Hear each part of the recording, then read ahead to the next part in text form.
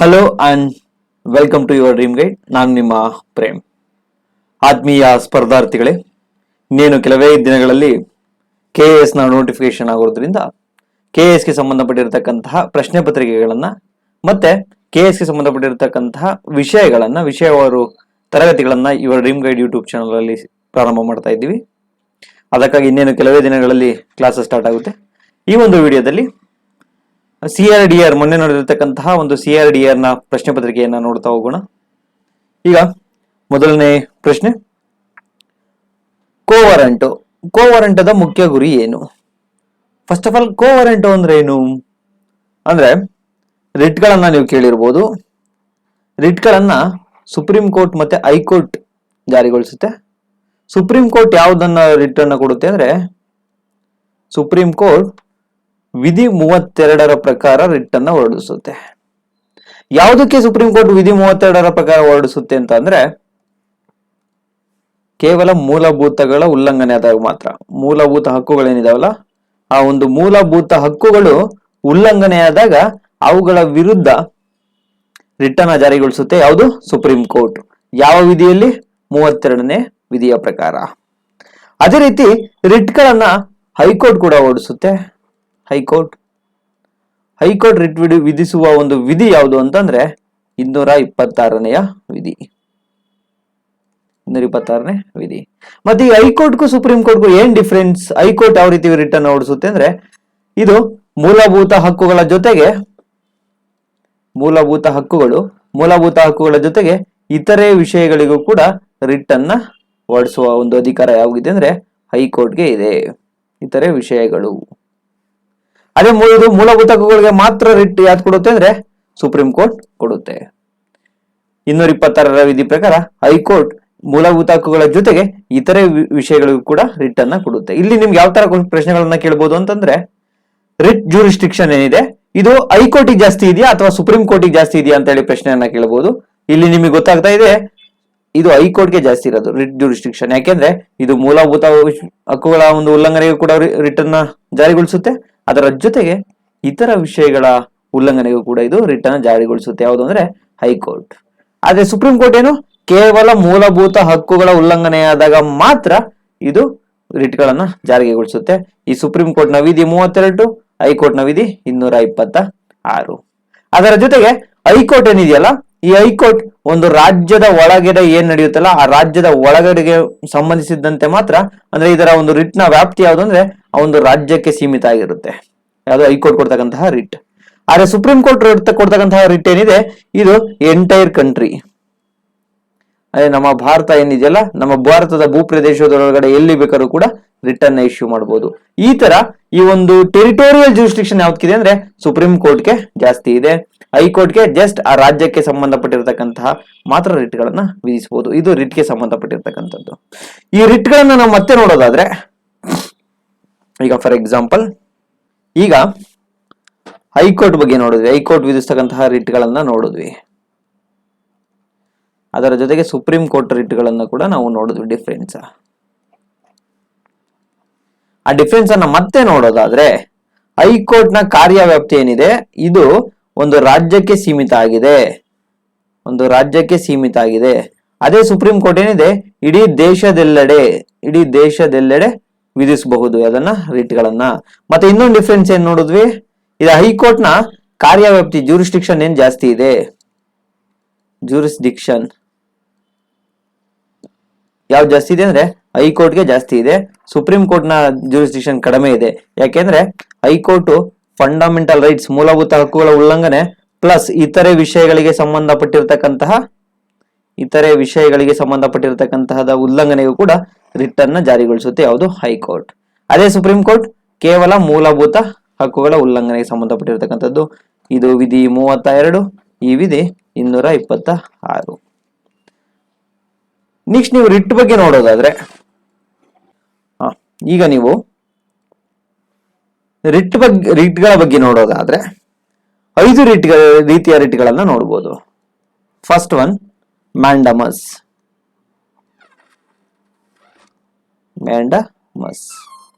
ಏನಿದು ಮ್ಯಾಂಡಮಸ್? ಏನು? First one mandamus, second one ಬಂದ್ಬಿಟ್ಟು ಪ್ರಾಹಿಬಿಷನ್. ಪ್ರಾಹಿಬಿಷನ್. ಮೂರನೇ ರಿಟ್ ಬಂದ್ಬಿಟ್ಟು ಸರ್ಶಿಯೋರರಿ. ನಾಲ್ಕನೇ ರಿಟ್ ಬಂದ್ಬಿಟ್ಟು ಕೋವಾರೆಂಟು.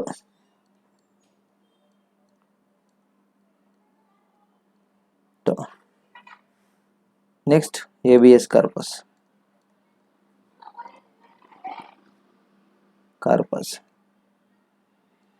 ಅಂದ್ರೆ habeas corpus, mandamus, prohibition, certiorari ಮತ್ತೆ ಕೋವಾರೆಂಟು ಇಷ್ಟು ರಿಟ್ಗಳನ್ನ ಯಾವುದು ಕೊಡುತ್ತೆ ಅಂದ್ರೆ ಯಾವ್ದು ಜಾರಿಗೊಳಿಸುತ್ತೆ ಅಂದ್ರೆ ಒಂದು ಹೈಕೋರ್ಟ್ ಜಾರಿಗೊಳಿಸುತ್ತೆ, ಇನ್ನೊಂದು ಸುಪ್ರೀಂ ಕೋರ್ಟ್ ಜಾರಿಗೊಳಿಸುತ್ತೆ. ಹೈಕೋರ್ಟ್ ನಾವು ಇದು 226, ಸುಪ್ರೀಂ ಕೋರ್ಟ್ 332. ಇಲ್ಲಿ ಕೇಳಿರ್ತಕ್ಕಂಥದ್ದು ಏನು ಅಂದ್ರೆ ಕೋವಾರೆಂಟೋದ ಮುಖ್ಯ ಗುರಿ ಏನು ಅಂತೇಳಿ ಕೇಳಿದ್ದಾರೆ. ಕೋವಾರೆಂಟೋ ಅಂದ್ರೆ ಏನು? ಕೋವಾರೆಂಟೋ ಅಂದ್ರೆ ಯಾವ್ದಾದ್ರು ಒಬ್ಬ ವ್ಯಕ್ತಿ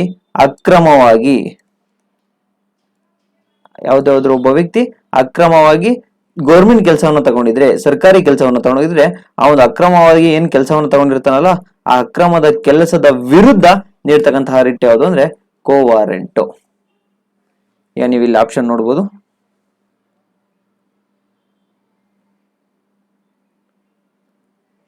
ಕೋವಾರೆಂಟೋದ ಮುಖ್ಯ ಗುರಿ ಏನು? ಸಾರ್ವಜನಿಕ ಕಚೇರಿಯ ಅಕ್ರಮ ಪ್ರವೇಶ. ಇದಕ್ಕೆ ಸರಿಯಾದ ಉತ್ತರ ಸಾರ್ವಜನಿಕ ಕಚೇರಿಯ ಅಕ್ರಮ ಬಳಸುವಿಕೆ. ನೆಕ್ಸ್ಟ್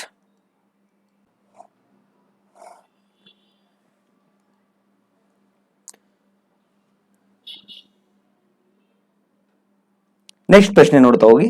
ನಮ್ಮ ಸಂವಿಧಾನದ ಪೀಠಿಕೆಯಲ್ಲಿ ಸಮಾಜವಾದಿ, ಜಾತ್ಯತೀತ ಪದಗಳನ್ನು ಸೇರಿಸಿದ ತಿದ್ದುಪಡಿ ಯಾವುದು ಅಂತ ಹೇಳಿ ಕೇಳಿದ್ದಾರೆ. ಇದಕ್ಕೆ ನೀವು ನೋಡ್ತಾ ಬಂದ್ರೆ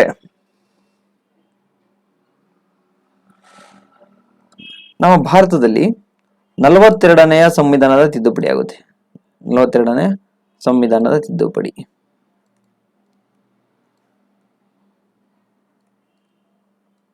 ತಿದ್ದುಪಡಿ 42nd ಕಾನ್ಸ್ಟಿಟ್ಯೂಷನಲ್ ಅಮೆಂಡ್ಮೆಂಟ್ ಆಕ್ಟ್ ಆಗುತ್ತೆ 1976ರಲ್ಲಿ.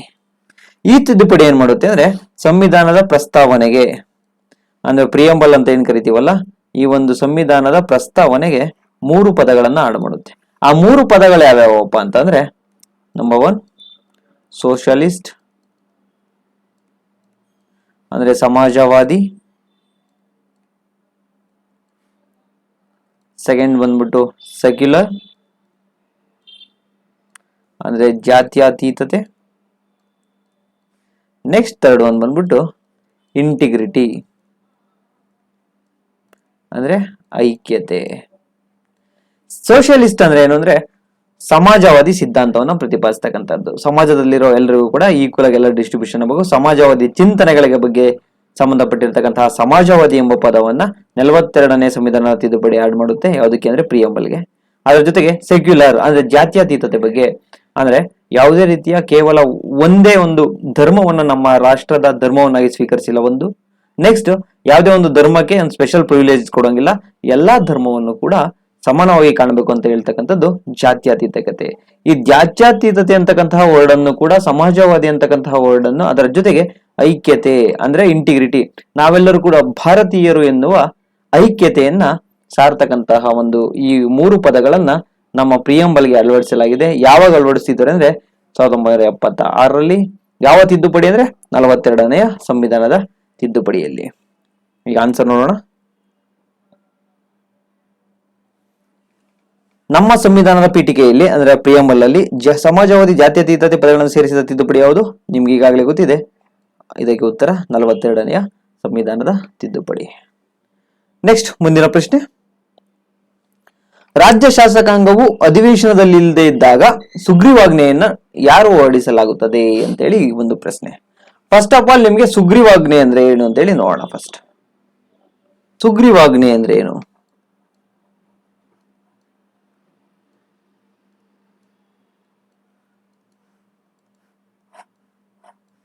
ಸುಗ್ರೀವಾಜ್ಞೆ ಅಂತ ಅಂದ್ರೆ,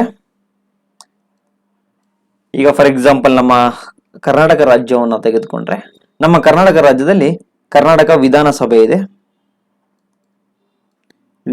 ಇದೆ, ಅದರ ಜೊತೆಗೆ ವಿಧಾನ ಪರಿಷತ್ ಕೂಡ ಇದೆ. ವಿಧಾನ ಪರಿಷತ್ ಇಲ್ಲಿ ಯಾವುದೇ ಒಂದು ಬಿಲ್ ಅನ್ನ ಪಾಸ್ ಮಾಡಬೇಕು ಅಂತಂದ್ರೆ ವಿಧಾನಸಭೆ ಅಥವಾ ವಿಧಾನ ಪರಿಷತ್ ಎರಡರಲ್ಲಿ ಕೂಡ ಬಿಲ್ ಅನ್ನ ಮಂಡಿಸ್ತಾರೆ. ಆ ಒಂದು ಬಿಲ್ ಎರಡೂ ಸಭೆಯಲ್ಲಿ ಪಾಸ್ ಆದ್ರೆ ಆಗ ಅದು ರಾಷ್ಟ್ರಪತಿಯರ ಅಂಕಿತಕ್ಕೆ ಹೋಗುತ್ತೆ, ರಾಜ್ಯಪಾಲರ ಅಂಕಿತಕ್ಕೆ ಹೋಗುತ್ತೆ. ಆ ರಾಜ್ಯಪಾಲರು ಏನಾದ್ರು ಅದಕ್ಕೆ ಸೈನ್ ಹಾಕಿದ್ರೆ ಆ ಬಿಲ್ಲು ಆಕ್ಟ್ ಆಗುತ್ತೆ. ಆದ್ರೆ ಈ ಒಂದು ವಿಧಾನಸಭೆ ಆಗಿರ್ಬೋದು, ವಿಧಾನ ಪರಿಷತ್ ಆಗಿರ್ಬೋದು, ಸದನದಲ್ಲಿ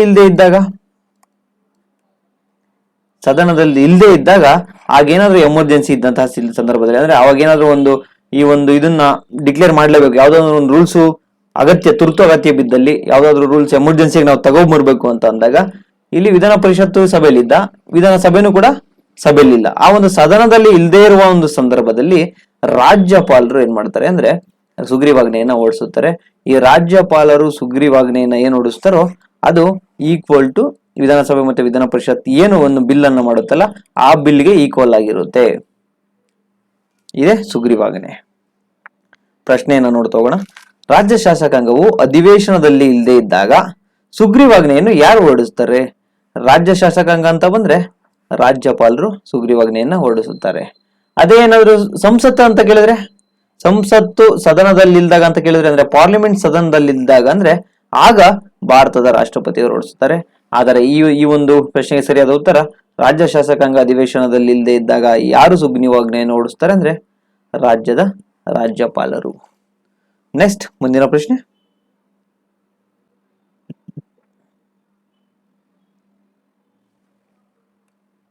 ಯಾವ ಸಂಸ್ಥೆ ಭಾರತದ ಪ್ರಧಾನಮಂತ್ರಿಯವರನ್ನ ರಕ್ಷಿಸುತ್ತದೆ ಅಂತ ಹೇಳಿ ಕೇಳಿರ್ತಕ್ಕಂತಹ ಒಂದು ಪ್ರಶ್ನೆ. ಈ ಒಂದು ಪ್ರಶ್ನೆಯನ್ನು ನಾವು ನೋಡ್ತಾ ಹೋದ್ರೆ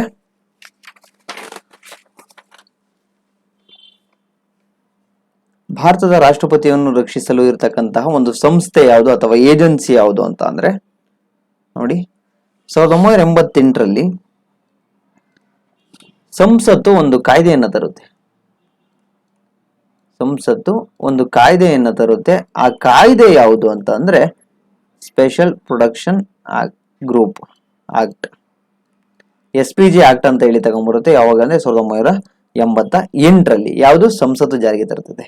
ಇದರ ಪ್ರಕಾರ, ಈ ಒಂದು ಕಾಯ್ದೆಯ ಪ್ರಕಾರ ಸ್ಪೆಷಲ್ ಪ್ರೊಟೆಕ್ಷನ್ ಗ್ರೂಪ್ ಏನಿರುತ್ತಲ್ಲ, ಈ ಗ್ರೂಪು ಪ್ರಧಾನಮಂತ್ರಿಯವರಿಗೆ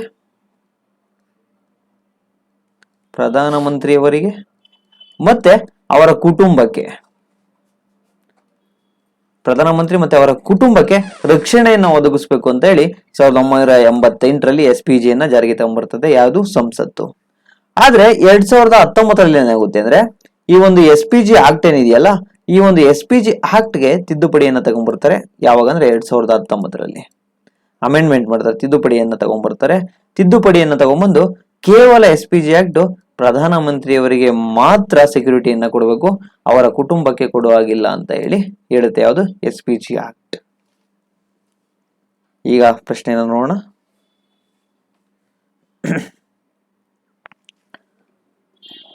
ಯಾವ ಸಂಸ್ಥೆ ಭಾರತದ ಪ್ರಧಾನಿಯವರನ್ನ ರಕ್ಷಿಸುತ್ತದೆ ಅಂತೇಳಿ? ಇದಕ್ಕೆ ಸರಿಯಾದ ಉತ್ತರ SPG, ಸ್ಪೆಷಲ್ ಪ್ರೊಟೆಕ್ಷನ್ ಗ್ರೂಪ್.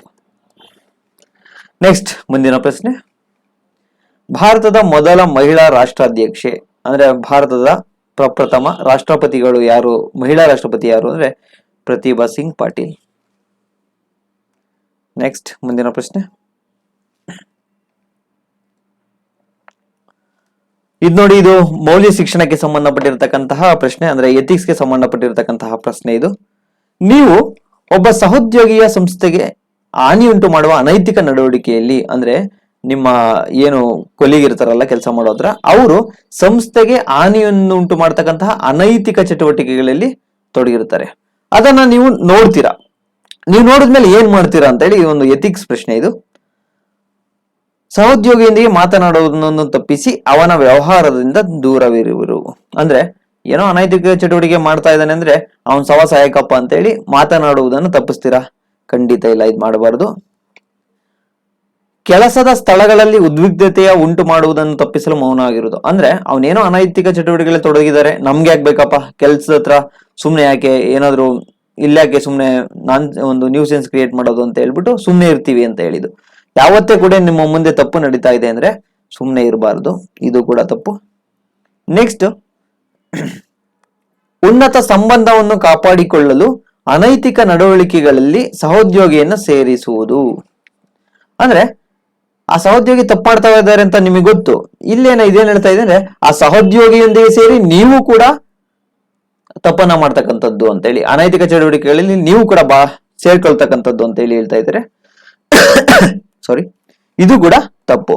ಏನ್ ಮಾಡ್ತೀರಂದ್ರೆ ಅವ್ರೇನಾದ್ರು ಅನೈತಿಕ ಚಟುವಟಿಕೆ ಮಾಡ್ತಾ ಇದ್ದಾರೆ ಅಂತ ಸಂದರ್ಭದಲ್ಲಿ ನೀವು ಸಂಸ್ಥೆಯ ಉನ್ನತ ಅಧಿಕಾರಕ್ಕೆ ಹೋಗ್ಬಿಟ್ಟು ಅವರ ವರ್ತನೆಯನ್ನ ವರದಿ ಮಾಡಬೇಕು.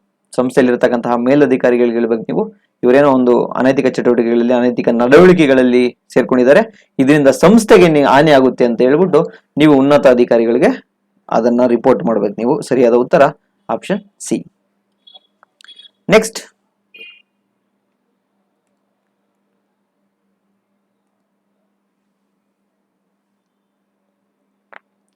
ಇದು ಕೂಡ ಎಥಿಕ್ಸ್ಗೆ ಸಂಬಂಧಪಟ್ಟಿರತಕ್ಕಂತಹ ಪ್ರಶ್ನೆ.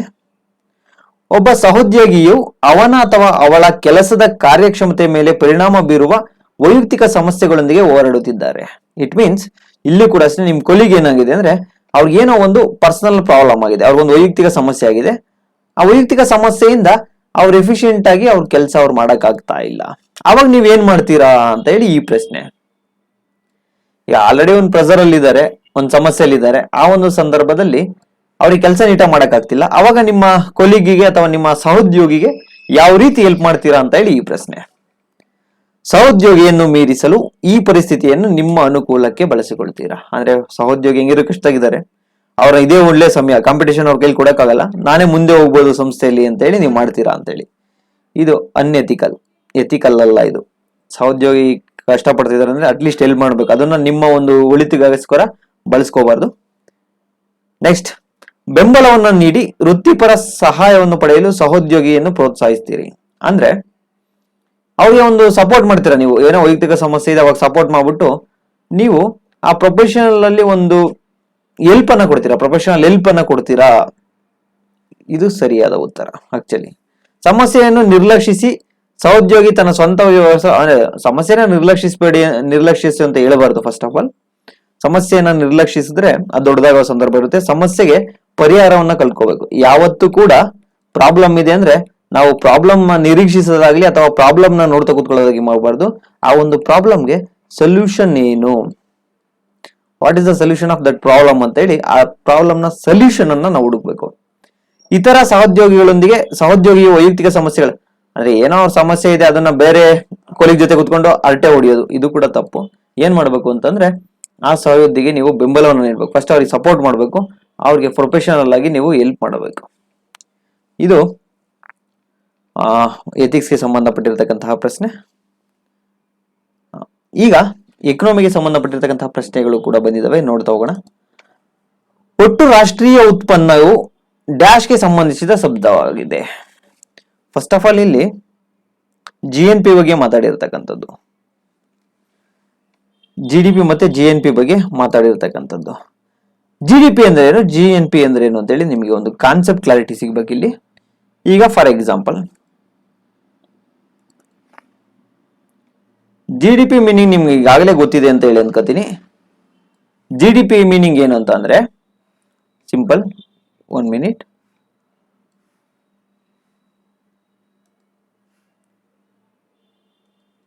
GDP ಅಂದ್ರೆ ಒಂದು ರಾಷ್ಟ್ರದ ಗಡಿಯೊಳಗಿನ ಎಲ್ಲಾ ಸರಕು ಮತ್ತೆ ಸೇವೆಗಳ ಅಂದ್ರೆ ಅಂತಿಮ ಸರಕು ಮತ್ತೆ ಸೇವೆಗಳ ಫೈನಲ್ ಗೂಡ್ಸ್ ಅಂತ ಹೇಳಿ ಕರಿತೀವಿ. ಆ ಒಂದು ಅಂತಿಮ ಸರಕು ಸೇವೆಗಳ ಎಲ್ಲ ಬೆಲೆಯನ್ನ ನಾವು GDP ಅಂತ ಹೇಳಿ ನಾವು ಪರಿಗಣಿಸ್ತಾ ಹೋಗ್ತೀವಿ. ಅಂದ್ರೆ ಇಲ್ಲಿ ಏನ್ ಗಮನಿಸ್ಬೇಕು ಅಂದ್ರೆ ನಾವು 3 ಥಿಂಗ್ಸ್ ಗಮನಿಸ್ಬೇಕು. ಏನು ಅಂದ್ರೆ ಒಂದು ರಾಷ್ಟ್ರದ ಗಡಿಯೊಳಗಿನ, ಈ ವರ್ಡ್ ಇದೆ ನೋಡಿ ಡೊಮೆಸ್ಟಿಕ್, GDP ಅಂದ್ರೆ ಡೊಮೆಸ್ಟಿಕ್ ಪ್ರಾಡಕ್ಟ್ ಅಂತ ಏನ್ ಕರಿತೀವಲ್ಲ ನಾವು.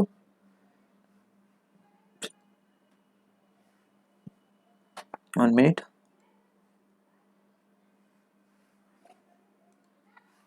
GDP ಅಂದ್ರೆ ಒಂದು ರಾಷ್ಟ್ರದ ಗಡಿಯೊಳಗೆ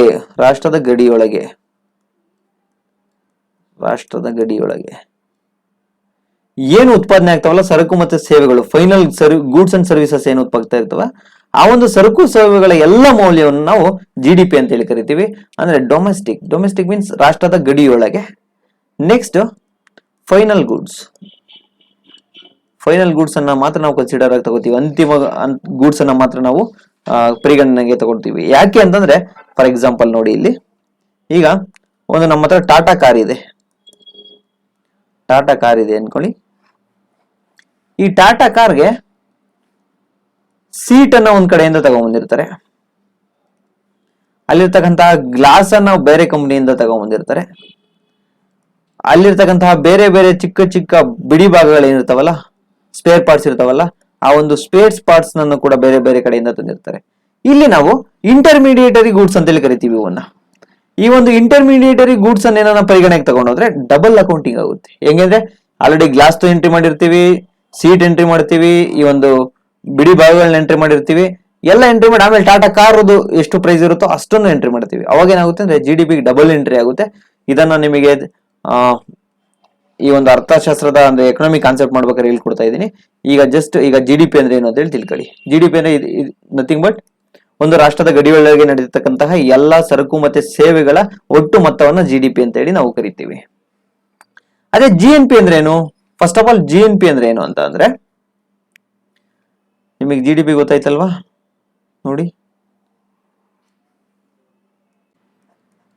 ಈಗ ನೀವು GDP ಅನ್ನ ತಿಳ್ಕೊಂಡ್ರಿ. ಈಗ GDP ಮತ್ತೆ GNP ಅಂದ್ರೆ ಏನು ಅಂತ ಹೇಳಿ ಒಂದು ಡಿಫ್ರೆನ್ಸ್ ಅನ್ನೋದು ಹೇಳ್ಕೊಳ್ಳಿ.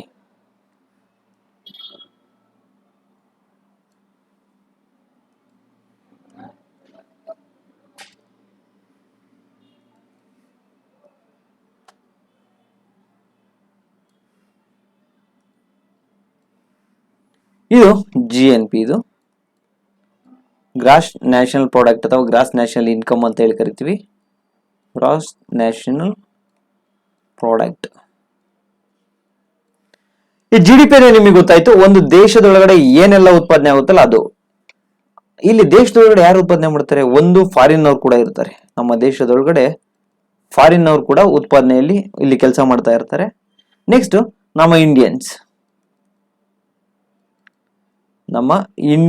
ಏನಿದಾರಲ್ಲ, ಇಂಡಿಯನ್ಸ್ ಇನ್ ಇಂಡಿಯಾದಲ್ಲಿ ಇಂಡಿಯನ್ಸ್ ಏನಿರ್ತಾರಲ್ಲ, ಭಾರತೀಯರು, ಅವ್ರು ಏನ್ ಉತ್ಪಾದನೆ ಮಾಡ್ತಾರೆ ಅದನ್ನ ಮಾತ್ರ ಕನ್ಸಿಡರ್ ತಗೋತೀವಿ GDP ಅಲ್ಲಿ. ಏನ್ ಕನ್ಸಿಡರ್ ತಗೊಳ್ಳಲ್ಲ ಅಂದ್ರೆ, ಈಗ ಫಾರ್ ಎಕ್ಸಾಂಪಲ್ ನಮ್ಮ ಇಂಡಿಯನ್ USA ಹೋಗಿ ಅರ್ನ್ ಮಾಡ್ತಾ ಇದ್ದೇನೆ ಅನ್ಕೊಳ್ಳಿ, ಅದನ್ನ ಕನ್ಸಿಡರ್ ತಗೊಳ್ಳಲ್ಲ. ಇಟ್ ಮೀನ್ಸ್ ನಮ್ಮ ಭಾರತದ ಗಡಿ ಏನಿದೆಯಲ್ಲ, ಈ ಭಾರತದ ಗಡಿಯೊಳಗೆ ಏನ್ ಮಾಡ್ತಾರೋ ಆ ಒಂದು ಉತ್ಪಾದನೆಯನ್ನ ಮಾತ್ರ ನಾವು ತೆಗೆದುಕೊಡ್ತೀವಿ. ಎಲ್ಲಿ ಅಂದ್ರೆ GDP ಅಲ್ಲಿ.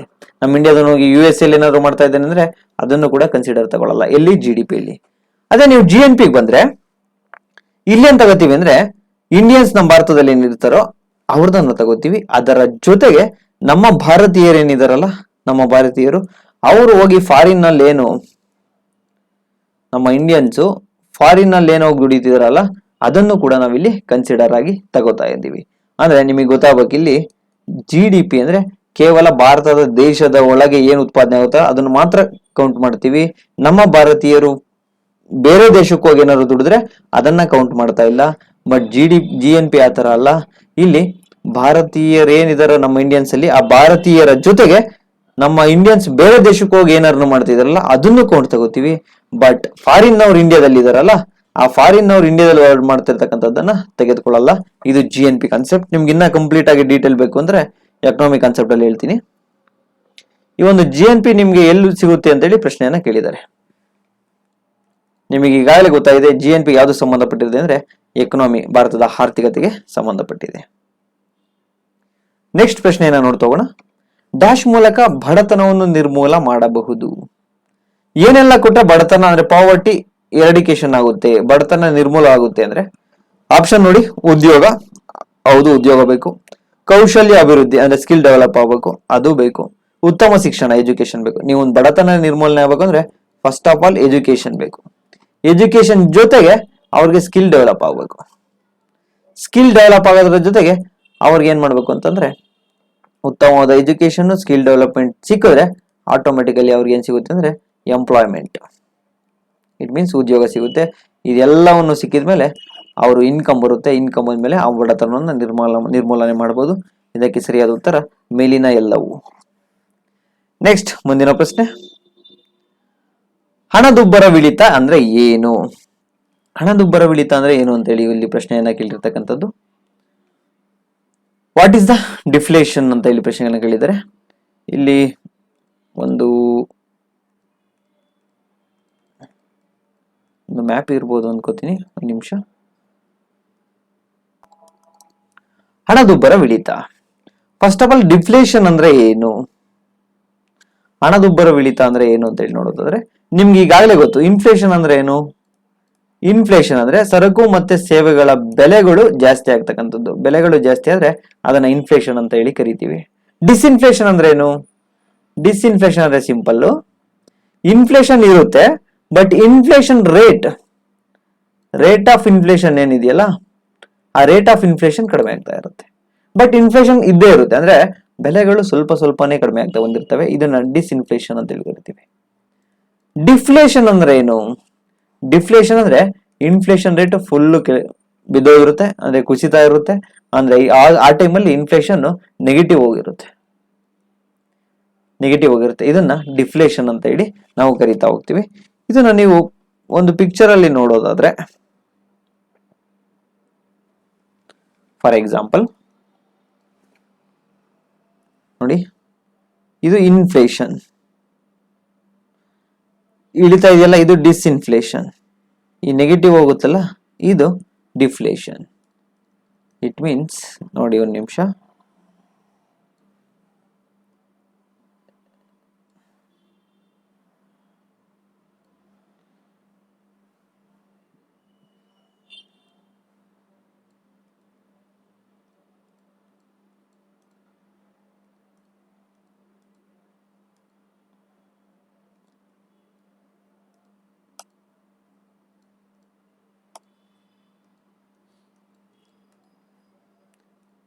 ಇದು ಇನ್ಫ್ಲೇಷನ್. ಇದು ಅಂದ್ರೆ ಇಲ್ಲಿ ನೋಡಿ, ಬೆಲೆ ಏನಾಗ್ತಾ ಇದೆ, ರೈಸ್ ಆಗ್ತಾ ಇದೆ, ಬೆಲೆ ಜಾಸ್ತಿ ಆಗ್ತಾ ಇದೆ, ಇದು ಇನ್ಫ್ಲೇಷನ್. ಇಲ್ಲೇನಾಗ್ತಾ ಇದೆ ನೋಡಿ, ಡಿಸ್ಇನ್ಫ್ಲೇಷನ್ ಅಲ್ಲಿ ಈ ಒಂದು ರೇಟ್ ಆಫ್ ಇಂಟ್ರೆಸ್ಟ್ ಕಡಿಮೆ ಆಗ್ತಾ ಇದೆ. ಇನ್ಫ್ಲೇಷನ್ ರೇಟ್ ಇಲ್ಲಿ ಜಾಸ್ತಿ ಆಗಿತ್ತು, ಇಲ್ಲಿ ಇನ್ಫ್ಲೇಷನ್ ರೇಟ್ ಏನಿದೆ, ರೇಟ್ ಕಡಿಮೆ ಆಗ್ತಾ ಇದೆ. ಬಟ್ ರೇಟ್ ಪಾಸಿಟಿವ್ ಆಗೇ ಇರುತ್ತೆ. ಇದು +1 +2 +3 +4, ಇಲ್ಲಿ -1 -2 -3. ಅಂದ್ರೆ ಇನ್ಫ್ಲೇಷನ್ ರೇಟ್ ಕಡಿಮೆ ಆಗ್ತಾ ಇದೆ, ಬಟ್ ಇನ್ಫ್ಲೇಷನ್ ಪಾಸಿಟಿವ್ ಆಗಿರುತ್ತೆ, ಪ್ಲಸ್ ಅಲ್ಲೇ ಇರುತ್ತೆ. ಬಟ್ ಇದು ಡಿಫ್ಲೇಷನ್ ಅಂತಂದ್ರೆ ಏನು ಅಂದ್ರೆ, ಇಲ್ಲಿ ಇನ್ಫ್ಲೇಷನ್ ಇರಲ್ಲ ನೋಡಿ, ನೆಗೆಟಿವ್ ಇರುತ್ತೆ. ಇಟ್ ಮೀನ್ಸ್ ಇನ್ಫ್ಲೇಷನ್ ಇದ್ದಾಗ ಡಿಮ್ಯಾಂಡ್ ಜಾಸ್ತಿ ಇರುತ್ತೆ, ಡಿಮ್ಯಾಂಡ್ ಇದ್ದಾಗ ಎಂಪ್ಲಾಯ್ಮೆಂಟ್, ಇಟ್ ಮೀನ್ಸ್ ಬೇಡಿಕೆ ಜಾಸ್ತಿ ಇರುತ್ತೆ. ಬೇಡಿಕೆ ಜಾಸ್ತಿ ಇದ್ರೆ ಉದ್ಯೋಗ ಜಾಸ್ತಿ ಇರುತ್ತೆ. ಉದ್ಯೋಗ ಜಾಸ್ತಿ ಇದ್ರೆ ಈ ಒಂದು ನಮ್ಮ ಎಕನಾಮಿನೂ ಕೂಡ ಚೆನ್ನಾಗಿರುತ್ತೆ. ಡಿಸ್ಇನ್ಫ್ಲೇಷನ್ ಅಲ್ಲೂ ಕೂಡ ಅಷ್ಟೇ, ಡಿಮ್ಯಾಂಡ್ ಇರುತ್ತೆ, ಸ್ವಲ್ಪ ಮಟ್ಟಿಗೆ ರೇಟ್ ಕಡಿಮೆ ಆಗಿರುತ್ತೆ ಅಷ್ಟೇ. ಬೇಡಿಕೆನೂ ಕೂಡ ಇರುತ್ತೆ, ಎಂಪ್ಲಾಯ್ಮೆಂಟ್ ಕೂಡ ಇಲ್ಲೂ ಇರುತ್ತೆ, ಬಟ್ ರೇಟ್ ಕಡಿಮೆ ಆಗ್ತಾ ಇರುತ್ತೆ. ಅದೇ ಡಿಫ್ಲೇಷನ್ ಬಂದ್ರೆ ಡಿಮಾಂಡ್ ಇರಲ್ಲ, ಅಂದ್ರೆ ಬೇಡಿಕೆ ಇರಲ್ಲ ಅಂದ್ರೆ ಏನಾಗುತ್ತೆ, ಪ್ರೊಡಕ್ಷನ್ ಸ್ಟಾಪ್ ಆಗುತ್ತೆ.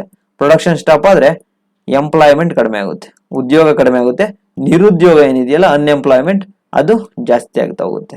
ಅಂದ್ರೆ deflation is bad for economy, disinflation is good for economy. Disinflation ಎಕನಾಮಿಗೆ ಗುಡ್, ಡಿಫ್ಲೇಷನ್ ಎಕನಾಮಿಗೆ ಬ್ಯಾಡ್. ಈ ಕಾನ್ಸೆಪ್ಟ್ ಅನ್ನು ಕೂಡ ನಿಮ್ಗೆ ಎಕನಾಮಿ ತರಗತಿಯಲ್ಲಿ ಹೇಳ್ಕೊಡ್ತೀನಿ. ಈ ಒಂದು ಪ್ರಶ್ನೆಗೆ ನೋಡಿ, ಇಲ್ಲಿ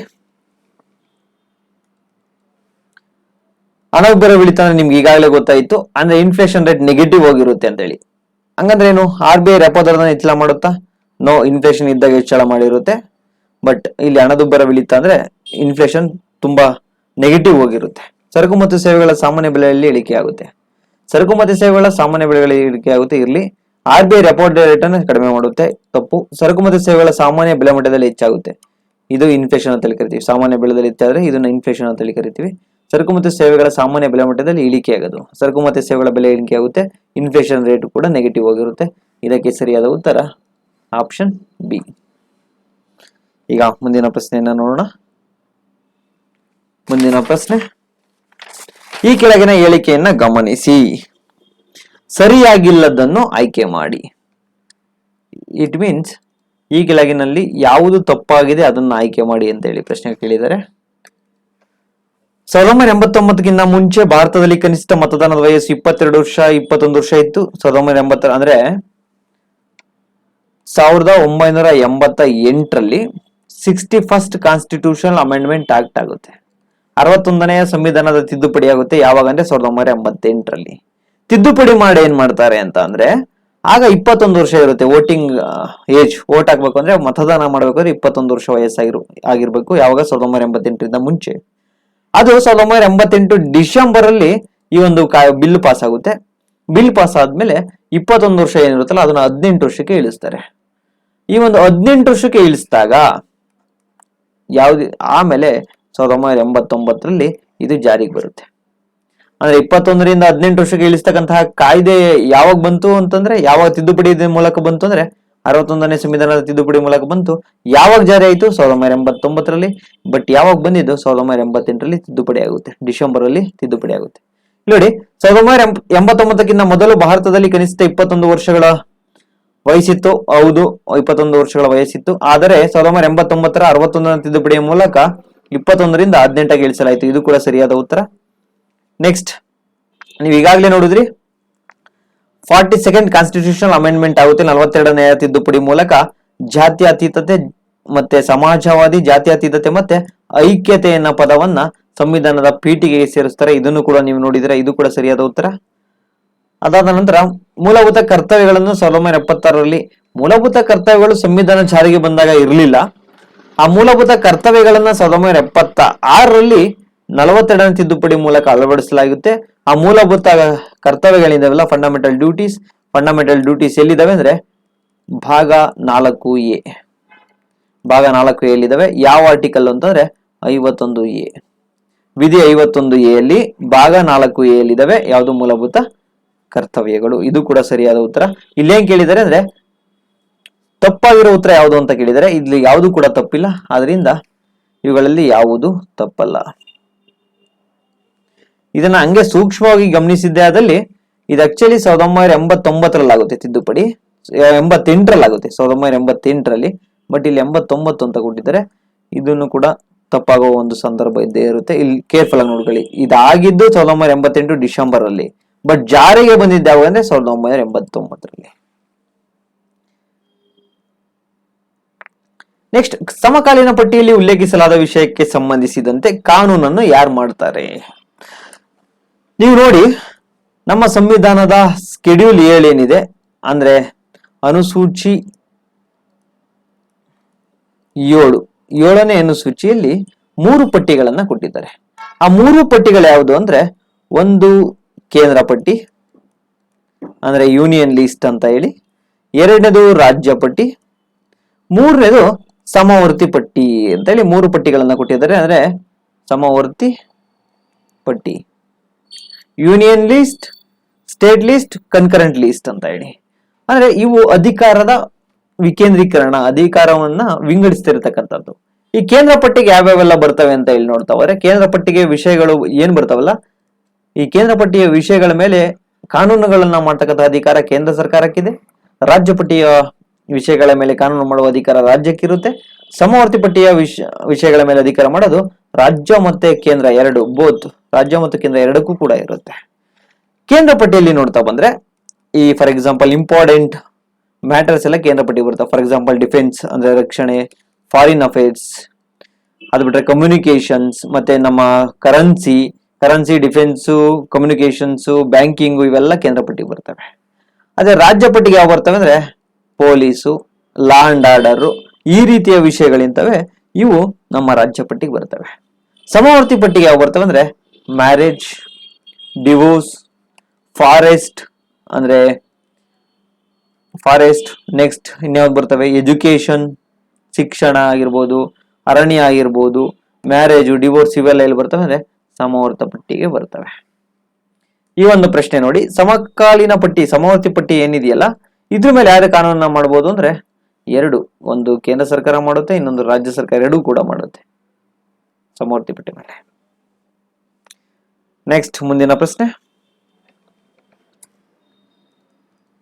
ಭಾರತೀಯ ಸಂವಿಧಾನಕ್ಕೆ ಸಂಬಂಧಿಸಿದಂತೆ ಸರಿಯಾದದ್ದನ್ನ ಆಯ್ಕೆ ಮಾಡಿ ಅಂತ ಹೇಳಿ ಇಲ್ಲಿ ಕೊಟ್ಟಿದ್ದಾರೆ. ಭಾಗ 5 ಅಂದ್ರೆ ಪಾರ್ಟ್ 5 ಅಲ್ಲಿ ರಾಜ್ಯಗಳಿದಾವ ಅಂತ ಹೇಳಿ. ಪಾರ್ಟ್ 5 ಅಲ್ಲಿ ಇರ್ತಕ್ಕಂಥದ್ದು ಯೂನಿಯನ್ ಗವರ್ನಮೆಂಟ್ ಅಂದ್ರೆ ಕೇಂದ್ರ ಸರ್ಕಾರ ಇದೆ. ಯಾರಲ್ಲಿ? ಪಾರ್ಟ್ 5 ಅಲ್ಲಿ. ಪಾರ್ಟ್ 6 ಅಲ್ಲಿ ರಾಜ್ಯ ಸರ್ಕಾರ ಇದೆ. ಪಾರ್ಟ್ 5 ಕೇಂದ್ರನ, ಪಾರ್ಟ್ 6 ರಾಜ್ಯ. 5, 6, 11. 11ರಲ್ಲಿ ಯಾವ್ದಿದೆ ಅಂದ್ರೆ ಕೇಂದ್ರ ಮತ್ತೆ ರಾಜ್ಯದ ನಡುವಿನ ಸಂಬಂಧ 11. ಇಲ್ಲಿ ನೋಡಿ ಭಾಗ 5ರಲ್ಲಿ ರಾಜ್ಯಗಳ ತಪ್ಪು, ಇಲ್ಲಿ ಕೇಂದ್ರ ಸರ್ಕಾರ ಇದೆ. ನೆಕ್ಸ್ಟ್ 6ನೇ ಭಾಗದಲ್ಲಿ ಕೇಂದ್ರಾಡಳಿತ ಪ್ರದೇಶಗಳಿಲ್ಲ, ಇಲ್ಲಿ ಯಾವ್ದಿದೆ ಅಂದ್ರೆ ರಾಜ್ಯಗಳಿದೆ, ರಾಜ್ಯ ಸರ್ಕಾರ ಇದೆ. ವಿಭಾಗ 7 ಇದನ್ನ ಆಕ್ಚುಲಿ ಇದನ್ನ ಮಾಡಿದ್ದಾರೆ, ಇದನ್ನ ಡಿಲೀಟ್ ಮಾಡಿದ್ದಾರೆ. 7ನೇ ಒಂದು ಭಾಗವನ್ನ ಡಿಲೀಟ್ ಮಾಡಿದ್ದಾರೆ. ಯಾವ್ದು ಡಿಲೀಟ್ ಮಾಡಿದ್ದಾರೆ ಅಂದ್ರೆ 7ನೇ ಸಂವಿಧಾನದ ತಿದ್ದುಪಡಿ ಮೂಲಕ 7ನೇ ಭಾಗವನ್ನ ಡಿಲೀಟ್ ಮಾಡಿರ್ತಕ್ಕಂಥದ್ದು 1956ರಲ್ಲಿ. ಭಾಗ 9 ಪಂಚಾಯತಿ. ಎಸ್, ಇದು ಸರಿಯಾದ ಉತ್ತರ. ಭಾಗ 9 ಪಂಚಾಯತಿ ಬಗ್ಗೆ ಹೇಳುತ್ತೆ. ಅದೇ ಭಾಗ 9A ಬಂದ್ರೆ ಮುನಿಸಿಪಾಲಿಟಿ ಬಗ್ಗೆ ಹೇಳುತ್ತೆ. ಅದೇ ಭಾಗ 9B ಬಂದ್ರೆ ಕೋಆಪರೇಟಿವ್ ಸೊಸೈಟೀಸ್ ಬಗ್ಗೆ ಹೇಳುತ್ತೆ. ಸರಿಯಾದ ಉತ್ತರ ಭಾಗ 9. ನೆಕ್ಸ್ಟ್ ಮುಂದಿನ ಪ್ರಶ್ನೆ. ಭಾರತದಲ್ಲಿ ಗರ್ಭಧಾರಣೆಯು ಸುರಕ್ಷಿತ ಮತ್ತು ಕಾನೂನುಬದ್ಧ ಮುಕ್ತಾಯದ ಚೌಕಟ್ಟಿನ ರಕ್ಷಣೆಯನ್ನು ಡ್ಯಾಶ್ ನಿಂದ ಒದಗಿಸಲಾಗುತ್ತದೆ. ಅಂದ್ರೆ ಇಂಡಿಯಾದಲ್ಲಿ medical termination of pregnancy act, ಅಂದ್ರೆ ಇಂಡಿಯಾದಲ್ಲಿ ಗರ್ಭಧಾರಣೆ ಮಾಡೋದಕ್ಕೆ ಅಂದ್ರೆ ಅಬೋರ್ಷನ್ ಅನ್ನ ಮಾಡಿಸ್ಕೊಳ್ಳೋದಕ್ಕೆ ಯಾವ ಒಂದು ಕಾಯ್ದೆ ಇದಕ್ಕೆ ಅನುಮತಿಯನ್ನ ಕೊಡುತ್ತೆ ಅಂತ ಹೇಳಿ ಕೇಳಿರ್ತಕ್ಕಂತಹ ಒಂದು ಪ್ರಶ್ನೆ. ಈ ಒಂದು ಪ್ರಶ್ನೆಗೆ ನೋಡ್ತಾ ಹೋಗೋಣ. ಇಲ್ಲಿ 1971ರವರೆಗೂ ಯಾವುದೇ ರೀತಿಯ ಕಾನೂನುಗಳಿರಲಿಲ್ಲ. ಅಬೋರ್ಷನ್ ಮಾಡಿಸ್ಕೊಳ್ಳೋದಕ್ಕೆ ಯಾವುದೇ ರೀತಿಯ ಕಾನೂನುಗಳಿರಲಿಲ್ಲ. ಇಲ್ಲಿವರೆಗೂ 1971ರವರೆಗೆ. 1971ರಲ್ಲಿ ಒಂದು ಕಾನೂನನ್ನು ತೆಗೆರುತ್ತೆ ಸಂಸತ್ತು. ಅದ್ಯಾವುದು ಅಂದ್ರೆ medical termination of pregnancy act 1971 ಅಂತ ಹೇಳಿ. ಆಗ ಓನ್ಲಿ ಮ್ಯಾರಿಡ್ ವುಮೆನ್ ಮಾತ್ರ ಅಬೋರ್ಷನ್ ಮಾಡಿಸ್ಕೋಬೇಕಿತ್ತು. ಅನ್ಮ್ಯಾರಿಡ್ ಗರ್ಲ್ಸ್ ಅಬೋರ್ಷನ್ ಮಾಡಿಸ್ಕೊಳ್ಳಂಗಿಲ್ಲ. ಯಾವಾಗ ಅಂದ್ರೆ 1971ರಲ್ಲಿ. ಆದ್ರೆ ಇದನ್ನ 2021ರಲ್ಲಿ ತಿದ್ದುಪಡಿಯನ್ನು ತಂದಿದ್ದಾರೆ. ತಿದ್ದುಪಡಿ ತರೋದ್ರ ಮೂಲಕ ಅನ್ಮ್ಯಾರಿಡ್ ಗರ್ಲ್ಸ್ ಕೂಡ, ಮದುವೆ ಆಗದೆ ಇರತಕ್ಕಂತಹ ಒಂದು ವುಮೆನ್ ಕೂಡ ಪ್ರೆಗ್ನೆಂಟ್ ಆದ್ರೆ ಅವರು ಅಬೋರ್ಷನ್ ಮಾಡಿಸ್ಕೋಬಹುದು. It is a legal. But ಕೆಲವು ಟರ್ಮ್ಸ್ ಅಂಡ್ ಕಂಡೀಷನ್ ಇದಾವೆ. ಯಾವುದು ಅಂತ, ಆ ಟರ್ಮ್ಸ್ ಅಂಡ್ ಕಂಡೀಷನ್ ಯಾವುದು ಅಂತ ಅಂದ್ರೆ, ಅವರು 20 ವಾರದವರೆಗೆ, ಏನಾದ್ರು 20 ವಾರ ಪ್ರೆಗ್ನೆನ್ಸಿ ಆಗಿದ್ರೆ, ಇಟ್ ಮೀನ್ಸ್ 5 ತಿಂಗಳವರೆಗೆ ಪ್ರೆಗ್ನೆನ್ಸಿ ಏನಾದ್ರು ಅವರಾಗಿದ್ರೆ ಅವ್ರಿಗೆ ಒಬ್ಬ ಡಾಕ್ಟರ್ನ ಪರ್ಮಿಷನ್ ಬೇಕು. 20 ವಾರದವರೆಗೆ ಪ್ರೆಗ್ನೆನ್ಸಿ ಆಗಿದೆ, ಒಬ್ಬ ಡಾಕ್ಟರ್ ಪರ್ಮಿಷನ್ ಕೊಟ್ರೆ ಆ ಒಂದು ಪ್ರೆಗ್ನೆನ್ಸಿಯನ್ನ ಅಬೋರ್ಷನ್ ಮಾಡಿಸ್ಕೋಬಹುದಿತ್ತು. ನೆಕ್ಸ್ಟ್ 5ರಿಂದ 6 ತಿಂಗಳೊಳಗೆ ಅಂದ್ರೆ 20 ವಾರದಿಂದ 24 ವಾರದವರೆಗೆ ಏನಾದ್ರು ಆಗಿದ್ರೆ ಇಬ್ಬರು ಮೆಡಿಕಲ್ ಪ್ರಾಕ್ಟಿಷಿಯರ್ಸ್ ಏನಿರ್ತಾರೆ, ಇಬ್ಬರು ಡಾಕ್ಟರ್ ಏನಿರ್ತಾರೆ, 2 ಡಾಕ್ಟರ್ನ ಪರ್ಮಿಷನ್ ಬೇಕಾಗುತ್ತೆ. ಅಂದ್ರೆ 5ರಿಂದ 6 ತಿಂಗಳೊಳಗಡೆ ಪ್ರೆಗ್ನೆಂಟ್ ಆಗಿದ್ರೆ. 6 ತಿಂಗಳು ಮೇಲೆ ಪ್ರೆಗ್ನೆಂಟ್ ಆಗಿದ್ರೆ ಅಬೋರ್ಷನ್ ಮಾಡ್ಸಕ್ಕೆ ಏನ್ ಬೇಕು ಅಂದ್ರೆ ಮೆಡಿಕಲ್ ಬೋರ್ಡ್ ಇದೆಯಲ್ಲ, ಆ ಮೆಡಿಕಲ್ ಬೋರ್ಡ್ ಅಪ್ರೂವ್ ಮಾಡಬೇಕು. ಇದು medical termination of pregnancy act 1971 ತಿದ್ದುಪಡಿ ಮಾಡಿರೋದು 2021ರಲ್ಲಿ. ತಿದ್ದುಪಡಿ ಮಾಡೋದ್ರಿಂದ ಆಗಿರ್ತಕ್ಕಂಥ ಅನುಕೂಲ ಇಲ್ಲ ಅಂದ್ರೆ, ಮುಂಚೆಗೆ ಓನ್ಲಿ ಮ್ಯಾರಿಡ್ ವುಮೆನ್ ಮಾತ್ರ ಅಬೋರ್ಷನ್ ಮಾಡಿಸ್ಕೋಬಹುದಿತ್ತು ಅಂದ್ರೆ ಕಾನೂನುಬದ್ಧವಾಗಿ. ಇವಾಗ ಅನ್ಮ್ಯಾರಿಡ್ ವುಮೆನ್ ಕೂಡ ಅಬೋರ್ಷನ್ ಅನ್ನ ಮಾಡಿಸ್ಕೋಬಹುದು. 5 ತಿಂಗಳಾಗಿದ್ರೆ ಒಬ್ಬ ಡಾಕ್ಟರ್ ಪರ್ಮಿಷನ್ ಬೇಕು. 6 ತಿಂಗಳಾಗಿದ್ರೆ ಈ 2 ಡಾಕ್ಟರ್ ಪರ್ಮಿಷನ್ ಬೇಕು. 6 ತಿಂಗಳು ಮೇಲೆ ಆಗಿದ್ರೆ ಅದಕ್ಕೆ ಮೆಡಿಕಲ್ ಬೋರ್ಡ್ ಪರ್ಮಿಷನ್ ಅನ್ನ ಕೊಡಬೇಕು. ಅದು ಬಿಟ್ರೆ ರೇಪ್ ವಿಕ್ಟಿಮ್ಸ್, ಈ ಒಂದು ಅತ್ಯಾಚಾರಕ್ಕೆ ಒಳಗಾಗಿರ್ತಕ್ಕಂಥವ್ರಿಗೆ ಕೋರ್ಟ್ ಯಾವಾಗ ಬೇಕಾದ್ರೂ ಕಾನೂನುಬದ್ಧವಾಗಿ ಅವ್ರಿಗೆ ಅಬೋರ್ಷನ್ ಅನ್ನ ಮಾಡಿಸಬಹುದು. ಭಾರತದಲ್ಲಿ ಗರ್ಭಧಾರಣೆಗೆ ಸಂಬಂಧಪಟ್ಟಿರ್ತಕ್ಕಂಥ ಯಾವುದು ಅಂತ ಹೇಳಿ ಕೇಳಿದರೆ, ಇಲ್ಲಿ ನೋಡಿ ಮೆಡಿಕಲ್ ಟರ್ಮಿನೇಷನ್ಸ್ ಆಫ್ ಪ್ರೆಗ್ನೆನ್ಸಿ ಆಕ್ಟ್, ಗರ್ಭಧಾರಣೆಯ ಕಾಯ್ದೆಯ ವೈದ್ಯಕೀಯ ಮುಕ್ತಾಯ ಅಂತ ಹೇಳಿ medical termination of pregnancy act 1971. ಅದು ಯಾವಾಗ ಅಮೆಂಡ್ಮೆಂಟ್ ಆಗಿದೆ? 2021 ನಲ್ಲಿ ಅಮೆಂಡ್ಮೆಂಟ್ ಆಗಿದೆ. ನೆಕ್ಸ್ಟ್, ಡ್ಯಾಶ್ ಒಳಗೊಂಡಿರುವ ಚುನಾವಣಾ ಸಂದರ್ಭದ ಸಭೆಯಿಂದ ಭಾರತದ ರಾಷ್ಟ್ರಪತಿಯವರನ್ನ ಆಯ್ಕೆ ಮಾಡುವ ಒಂದು ಚುನಾವಣೆ ಎಲೆಕ್ಟ್ರಲ್ ಕಾಲೇಜ್ ಯಾವುದು ಅಂತ ಹೇಳಿ ಕೇಳಿರ್ತಕ್ಕಂಥದ್ದು. ಈ ಭಾರತದ ಪ್ರೆಸಿಡೆಂಟ್ಗೆ ಸಂಬಂಧಪಟ್ಟಿರ್ತಕ್ಕಂತೆ ಅವ್ರನ್ನ ಯಾರ್ಯಾರೆಲ್ಲ ಆಯ್ಕೆಯನ್ನ ಮಾಡ್ತಾರೆ, ಆ ಚುನಾವಣೆ ಹೆಂಗ್ ನಡೆಯುತ್ತೆ ಅಂದ್ರೆ ಸಿಂಪಲ್. ಮೊದಲು ಎಲೆಕ್ಟೆಡ್ ಮೆಂಬರ್ಸ್ ಅಂದ್ರೆ ಚುನಾಯಿತ ಸದಸ್ಯರು. ಯಾವ ಚುನಾಯಿತ ಸದಸ್ಯರು ಅಂದ್ರೆ ಲೋಕಸಭೆ ಮತ್ತೆ ರಾಜ್ಯಸಭೆಯ ಚುನಾಯಿತ ಸದಸ್ಯರು ಫಸ್ಟ್. ಸೆಕೆಂಡ್ನೇದು ರಾಜ್ಯದ ವಿಧಾನಸಭೆ ಏನಿರುತ್ತಲ್ಲ, ವಿಧಾನಸಭೆ ಮೆಂಬರ್ ಆಫ್ ಲೆಜಿಸ್ಲೇಟಿವ್ ಅಸೆಂಬ್ಲಿ ಏನಿರುತ್ತಲ್ಲ, ಈ ಒಂದು ವಿಧಾನಸಭೆಯ ಚುನಾಯಿತ ಸದಸ್ಯರು. ಅದರ ಜೊತೆಗೆ union territories of Delhi and Puducherry. ಕೇಂದ್ರಾಡಳಿತ ಪ್ರದೇಶವಾಗಿರ್ತಕ್ಕಂತಹ ಡೆಲ್ಲಿ ಮತ್ತೆ ಪುದುಚೇರಿಯ ಸಭೆಯ ಸದಸ್ಯರು. ಅಂದ್ರೆ ಫಸ್ಟ್ ಒನ್, ಲೋಕಸಭೆ ರಾಜ್ಯಸಭೆಯಲ್ಲಿ ಯಾರು ಎಲೆಕ್ಷನ್ ಮೂಲಕ ಗೆದ್ದು ಬಂದಿರ್ತಾರೋ, ನಾಮಿನೇಟ್ ಆಗಿರ್ತಾರಲ್ಲ ಅವರಲ್ಲ, ಎಲೆಕ್ಟೆಡ್ ಪರ್ಸನ್ಸ್ ಯಾರು ಎಲೆಕ್ಷನ್ ಅಲ್ಲಿ ಸ್ಪರ್ಧೆ ಮಾಡಿ ಗೆದ್ದು ಬಂದಿರ್ತಾರಲ್ಲ ಆ ಚುನಾಯಿತ ಸದಸ್ಯರು ಯಾರು, ಲೋಕಸಭೆ ರಾಜ್ಯಸಭೆ. ಸೆಕೆಂಡ್ನೇದು, ಎಲ್ಲಾ ರಾಜ್ಯಗಳ ವಿಧಾನ ಪರಿಷತ್ ಸದಸ್ಯರು ಭಾಗವಹಿಸಲ್ಲ, ವಿಧಾನಸಭೆಯ ಸದಸ್ಯರು ಭಾಗವಹಿಸ್ತಾರೆ, ವಿಧಾನಸಭೆಯ ಚುನಾಯಿತ ಸದಸ್ಯರು ಮಾತ್ರ. ಮೂರನೇದು, ಡೆಲ್ಲಿ ಮತ್ತೆ ಪುದುಚೇರಿ ಇದೆಯಲ್ಲ ಕೇಂದ್ರಾಡಳಿತ ಪ್ರದೇಶ, ಆ ಡೆಲ್ಲಿ ಮತ್ತು ಪುದುಚೇರಿಯ ವಿಧಾನಸಭೆಯ ಚುನಾಯಿತ ಸದಸ್ಯರು. ಇಲ್ಲಿ ನಾಮಿನೇಟೆಡ್ ಏನಾಗಿರ್ತಾರಲ್ಲ, ನಾಮನಿರ್ದೇಶಕಗೊಂಡಿರ್ತಾರಲ್ಲ ಅವರು ಭಾಗವಹಿಸಲ್ಲ. ಸರಿಯಾದ ಉತ್ತರ ಲೋಕಸಭೆ, ರಾಜ್ಯಸಭೆ ಮತ್ತೆ ರಾಜ್ಯ ಶಾಸಕಾಂಗ ಸಭೆಯ ಚುನಾಯಿತ ಸದಸ್ಯರು ಭಾಗವಹಿಸ್ತಾರೆ. ನೆಕ್ಸ್ಟ್ ಮುಂದಿನ ಪ್ರಶ್ನೆಯನ್ನ ನಾವು ನೋಡ್ತಾ ಬಂತಂದ್ರೆ, ಶಾಸಕಾಂಗ ಸಂಸ್ಥೆಯಲ್ಲಿ ಪರಿಗಣನೆಗೆ ಒಳಗಾಗುವ ಪ್ರಸ್ತಾವಿತ ಕಾನೂನನ್ನು ಡ್ಯಾಶ್ ಎಂದು ಕರೆಯುತ್ತಾರೆ. ಸಿಂಪಲ್ ಇದು.